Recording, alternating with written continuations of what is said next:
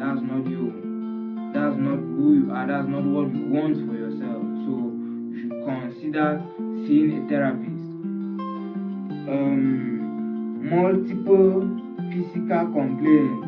Alright, multiple physical complaints. You start checking out. You stand in front of the mirror, you check out your beard. You're like, why am I very grown and so? You check out your hair, you're like, why is my hair like this? You check out your toenails, you're like, why are my toenails like this? You were not worried about all of those things before. Why out of a sudden you're just overwhelmed with how you look? You're looking at your lips and you're like, why are my lips them black so? Why are my lips they don't crack so? How my face do they do so? Why pimples up? You worry a lot over your looks. It's a red flag. You might worry over your looks because you're preparing for a party, you want to go out, but that's completely a different story. I'm talking about you worrying over your looks on a normal day and every day for nothing. You're just worried. It's something for you to check out.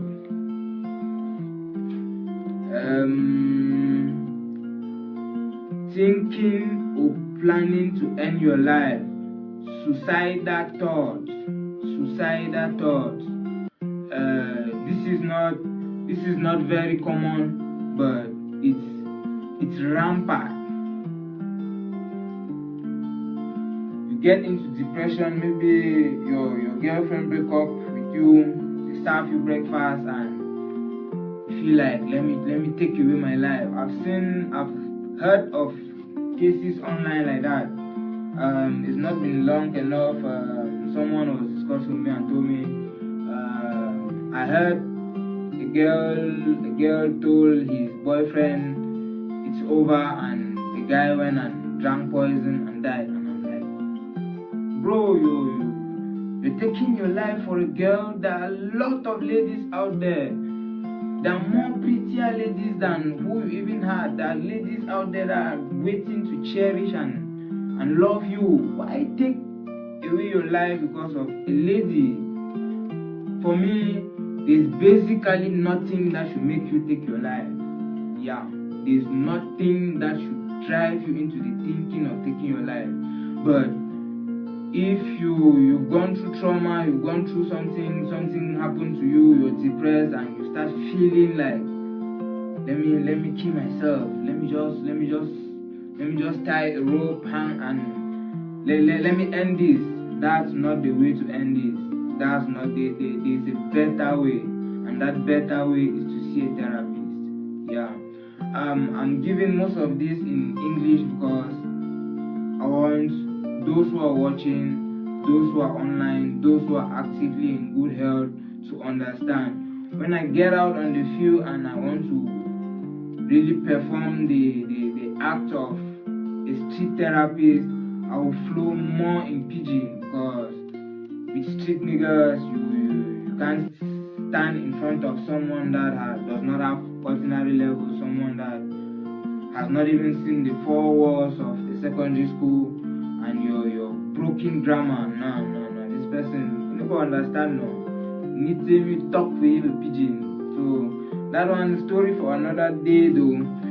To continue with, we have distress or weight gain. Yeah, distress.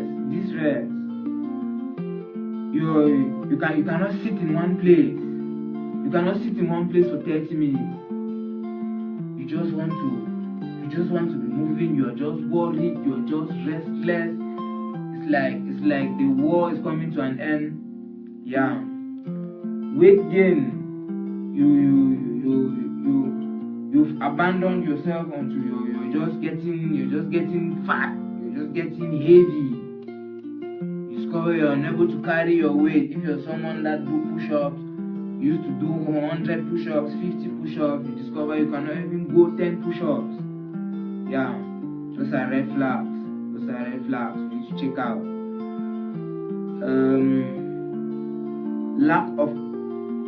Lack of ability to carry out daily activities. Yeah, this is my final sign.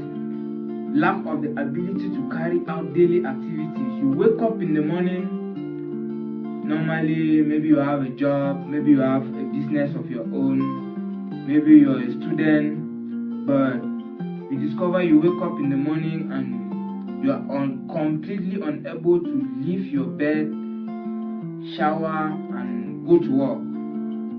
You just want to stay in bed. Your kitchen is few steps away, but it is so difficult for you to leave your room and go to your kitchen and get something for yourself to eat.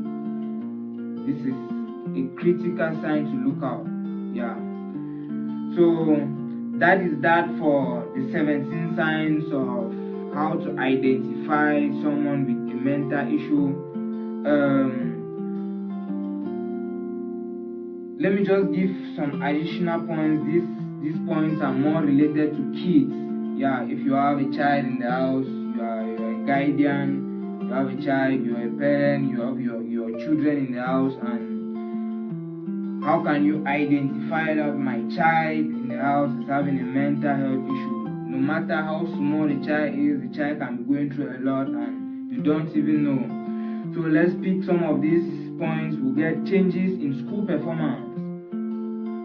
You have a child, the child is so brilliant, it's always amongst the first three, class 1, class 2, class 3, class 4, but you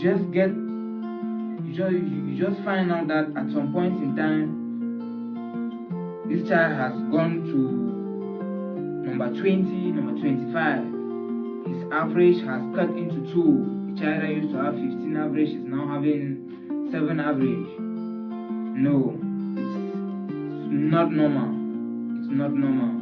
That's why at the end of the academic year, as we used to grow up, you come back home, give your report card to your mom. Your mom is going to look at your report card and say, last term you had 20 in maths. Why are you now having 10? You have to explain. So if you have a child in the house and the school performance is dropping drastically, you should check out. Hyperactive behavior. Okay, talking about hyperactive behavior, in children, especially boys that are naturally jovial, they're running, they come back from school, they're running up and down, they want to play, they want to jump. But when I talk about hyperactive behavior, is when the child starts doing extraordinary things. The child does not just want to play, but the child wants to bust the friend's head with some seriousness constantly, every week, every day. The child is just very brutal with other children. The child is just very wild. You are even speaking to the child. Normally, if you tell a child, stop playing, he's going to organize himself for some minutes and continue back. But you tell the child stop and the child does not even want to stop. That's a red flag. That's a red flag. There's something going on in that child's head. Something is going on.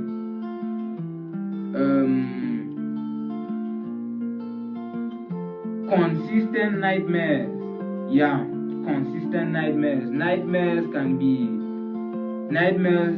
a very significant aspect in mental issue, because it's unusual for a child to, the child's having nightmare today, he's having nightmare tomorrow, he's having nightmare the day after. The child sleeps in bed with you and still has nightmare, sleeps in bed with their friends and still has nightmare. No.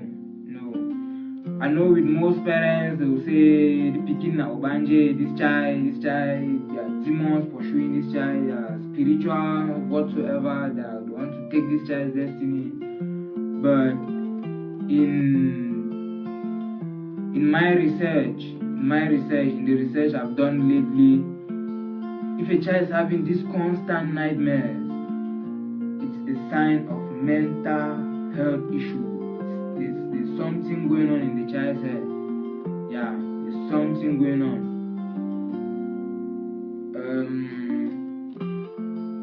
have recurrent disobedience and aggression. Yeah, that's even tying to what I was explaining before.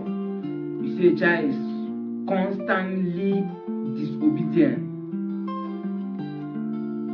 When they talk of disobedience, you can tell a child, boy, go and get me water. And the child grumbles and turns around and does not go. But later you tell the child, go and get me water, and the child now goes. It happens. But if constantly for a month, there's nothing you tell the child and the child does, the child does not even want to hear from you.